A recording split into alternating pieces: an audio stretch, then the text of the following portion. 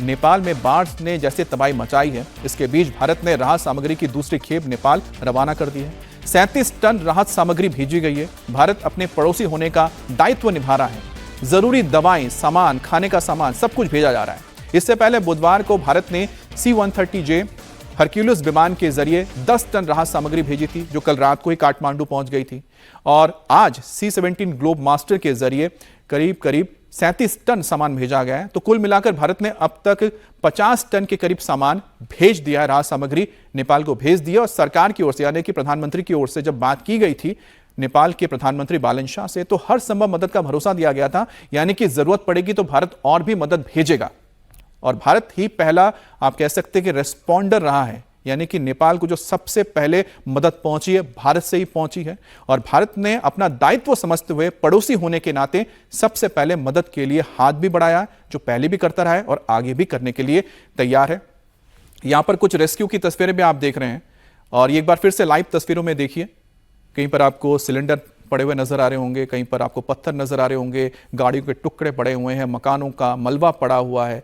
और इसी के बीच बीच में कहीं पर आपको कुछ तस्वीरें जो आ रही हैं सोशल मीडिया में भी देखने के लिए, और काफ़ी दुखद महसूस होता है कि जो लोगों की शव हैं वो भी यहाँ पर इसी तरह से मलबे में पड़े हुए मिल रहे हैं, जिनको अभी तक रेस्क्यू नहीं किया जा सका है।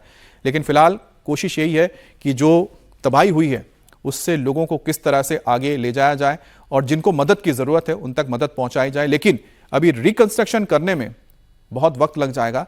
अभी जो सामने जो आप तस्वीर देख रहे हैं, ये देखिए, एक ट्रक यहाँ पर मौजूद है। इस ट्रक में जो सामान है जैसा था वैसा ही पड़ा हुआ है, और साथ ही साथ उसके आसपास आपको जो नजर आ रही है तस्वीरें, वो सिर्फ और सिर्फ यही बता रही हैं कि कभी यहाँ पर आबादी हुआ करती थी, कभी यहाँ पर एक हंसता खेलता शहर हुआ करता था, जो इस वक्त पूरी तरह से निस्तब्ध हो गया है, और यहाँ पर जिंदगी के नामो निशान नहीं बचा है।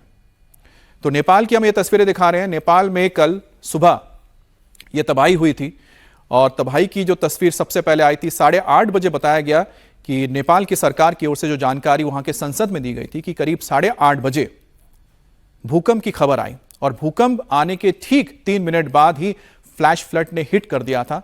और फ्लैश फ्लड ने जो सबसे पहले हिट किया था वो था गिरोंग चेक पोस्ट, जो नेपाल और चीन के बीच की सीमा है, जहां फ्रेंडशिप ब्रिज है, और फ्रेंडशिप ब्रिज में ही पहला हिट हुआ था ठीक 3 मिनट बाद भूकंप आने के। और वहां से इसे करीब 100 किलोमीटर के रास्ते को तय करने में चंद मिनटों का ही वक्त लगा था। चंद मिनट में करीब 100 किलोमीटर का जो एक हिस्सा था वो पूरी तरह से तबाह हो गया। क्योंकि 100 किलोमीटर हम बता रहे हैं गिरोंग से लेके डांडी बेसी तक। डांडी बेसी वो डिस्ट्रिक्ट है जो तराई में पड़ता है, और यहां तक ही बताया जा रहा है कि सबसे ज्यादा इंपैक्ट देखने को मिला है इस फ्लैश फ्लड की वजह से। और यहीं से त्रिशूला नदी पहाड़ों से आते आते सीधा मैदान के या फिर तराई के इलाकों में पहुंचती है।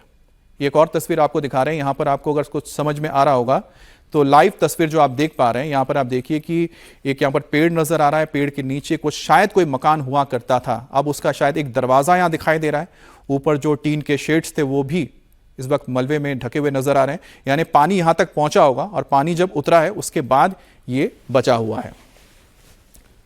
तो कल जो सैलाब आया था, फ्लैश फ्लड आया, उसके अब तबाही की एक एक तस्वीर निकलकर सामने आ रही है। अब सबसे बड़ी बात होगी, क्योंकि ये देखिए यहाँ पर एक रेस्क्यू किया जा रहा है। ये मकान आप देख पा रहे होंगे, मकान में नीचे का जो पूरा हिस्सा है, नीचे के जो फ्लोर्स हैं वो मलबे में दबे हुए हैं, और ऊपर लोगों को रस्सी के सहारे यहाँ पर इस वक्त लाया जा रहा है, क्योंकि जमीन में कोई उतरने के लिए अब जगह जा नहीं सकता, क्योंकि जो अभी तक जो गाद है वो बहुत लूज है। अब यहाँ पर कोई भी उतरने की कोशिश करेगा, वही अंदर करीब 10 फीट या 8 फीट का जो एक मलबा दबा हुआ है, मलबे के अंदर चला जाएगा। इसी वजह से जहां तक जा सकते हैं रस्सी के सहारे लोगों को रेस्क्यू किया जा रहा है, या फिर हेलीकॉप्टर के जरिए। और एक और तस्वीर आप देखिए कि अभी भी नदी में जो पानी है काफी ज्यादा है, लेकिन ये जो गाद आपको नजर आ रहा है उसकी सबसे बड़ी वजह है क्योंकि अभी भी जो मलबा है वो कम नहीं हुआ। मलबा लगातार ऊपर के इलाकों से, यानी तिब्बत के इलाके से नीचे नेपाल की ओर, तराई की ओर बहता हुआ आ रहा है। नेपाल में आई भयंकर तबाही से भारत पर भी संकट के बादल मंडराने लगे हैं। बिहार से लेकर यूपी तक सख्त निगरानी बरती जा रही है। बिहार और यूपी की नदियों पर भी नजर रखी जा रही है। नेपाल में तबाही के बाद बिहार में अलर्ट जारी किया गया है। खुद सीएम सम्राट चौधरी हालात का जायजा ले रहे हैं। अब से कुछ देर पहले सम्राट चौधरी ने वाल्मीकि नगर में एरियल सर्वे किया। वो ग्राउंड पर भी उतरे और गंडक बराज का जायजा लिया है। अधिकारियों को हालात पर नजर बनाए रखने के आदेश दिए हैं। नेपाल में आई सैलाबी तबाही के चलते 1.5 लाख क्यूसेक पानी बिहार में आ चुका है। इसमें 60 लाख क्यूसेक पानी आगे भी बढ़ चुका है। गंडक और कोसी का जलस्तर लोगों को डराने लगा है, जिसके चलते राज्य सरकार ने 9 जिलों में हाई अलर्ट भी जारी किया है। हालांकि मुख्यमंत्री सम्राट चौधरी ने कहा है कि हालात अभी कंट्रोल में हैं। तरह तो अभी तक तो जो स्थिति है अब समान हो रहा है। इंद्र भगवान की कृपा रहेगी तो एकदम सामान्य रहेगा।